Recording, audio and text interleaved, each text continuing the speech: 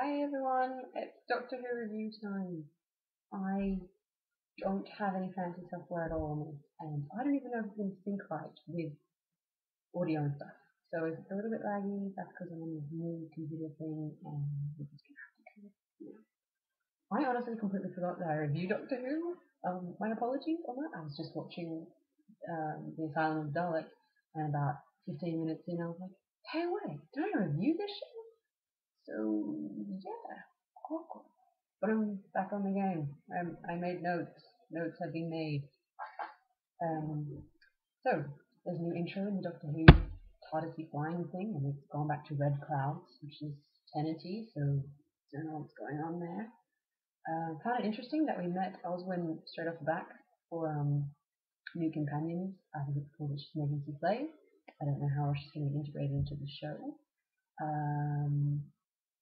Overall, it felt like it was a collage of Moffat's usual writing villain people smushed together into an episode, which I found kind of tedious for most of it.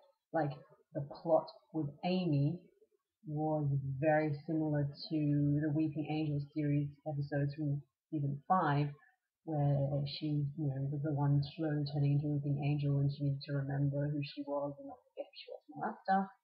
And the skeleton people who became Daleks kind of looked like a mashup of the Vashna Narada meets the Silence with the whole sucked-in skull face thing and being dead but being alive. And there's another part as well, I can't remember. Hang on, oops, let me consult my notes. Can any alien impersonate a human now? Like, I don't mean that as a serious question, but it just seems like a lot of Moffat's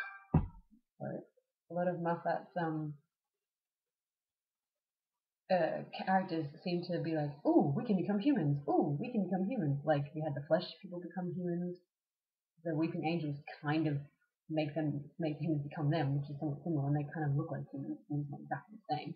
But, we've got the Daleks now assimilating as humans. Now, I don't know old school Doctor Who, so can someone tell me, this is a question to anyone watching, have the Daleks ever been able to impersonate or become humans before, as in like trap them in the human vessel? Because that doesn't seem right. But I know Moffat is the king of rewriting what an alien does. I mean, the Weeping Angels originally sent you back in time, and now they turn into stone, so he just makes the rules up as he goes along. Also, can he stop making flirting be like aggressive fighting? Like, insulting someone doesn't count as flirting. And not even in that cliche kindergarten way of like, oh, he hits you, that means he likes you. Amy needs to stop hitting Rory, because that's not cool. And they need to stop making the only form of flirting being insults, like, oh, Mr. Chin, oh, Mr. Nose, blah, blah, blah. And be very careful, Moffat, with that comment about how Oswin was like, first guy I ever fancied was called Rory. Actually, it was Nina. It was a phase. You're already on dangerous ground in this department, so I just think, deep breath, everyone. Try not to overreact to the internet. But yeah, let's just monitor that, because that was treading on some toes, and I think he needs to watch himself and stuff like that. It's kind of insulting to just sort of shrug it off as a phase. Like, we already had this whole debacle with River Song in the pause about how apparently she's always been bisexual because of that offhand comment in Silence in the Library. Yes, let's just steer clear of that. It's too heavy, and I don't want to keep my first review as off with that kind of discussion. Good thing Rory had a flashlight on him when he fell. Like, that was handy. And also, how did he not die on impact of cement? They landed on snow, which was a push at best, but he landed on cement down from a hole. Like, what? And also, can we stop using Rory as a punching bag and scapegoat for this dangerous stuff still? And he always flogged off as the idiot, and it's just, I'm very tired of it, because the man has integrity. He was a Roman. He waited outside the oh my gosh, I completely broke my brain. I can't remember what I was trying to say. He waited outside that giant box thing. Oh goodness, I don't know what it's called. Yeah, I'm just gonna have a giant box of glowy blue stuff. It'll come to me later, I'll remember. But yeah, he waited outside that. Like, man is intelligent. I'm tired of him being, the fool in the group. Really unnecessary. I liked the little bits of episode explodey wordy and stuff like that. You know, it's nice to see 11 still a bit 11y, and like on a danger level, he mentioned 11. But that being said, that whole Doctor Who bit towards the end, that it's not clever anymore, and it's not funny. It's almost like you're marketing your own show, isn't it? Like, what show are we watching? Doctor Who. Can I hear it again? Doctor Who. We get it. Ha ha ha ha ha. Doctor Who. Ha ha. It's the name of the show. I'm over it. You can say that. We need to find a new joke. Just a little bit.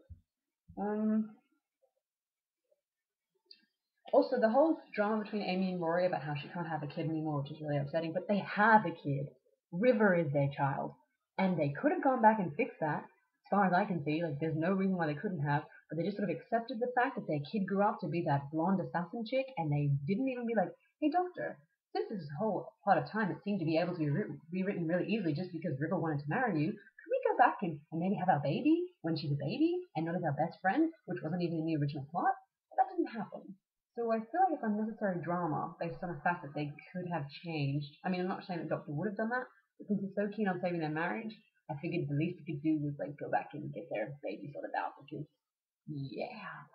I mean, I talked about that last season. It still bothers me that they didn't seem to care about their baby. But now they do. They're late, guys. But it's never too late because time is wibbly wobbly.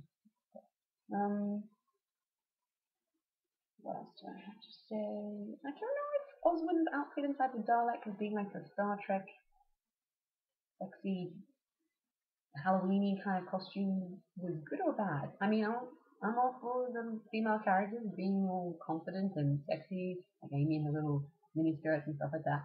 But there was a time when companions wore like tracksuits. Rose wore tracksuits and Donna was more sensibly dressed sometimes. There's a lot of running and fighting and Xena wore some skimpy metal underwear and that worked for her, so it could work for them, but maybe spice it up a bit so they're not all just, and I mean spice it up, I mean vary it, so it's not just always short skirts all the time. Maybe.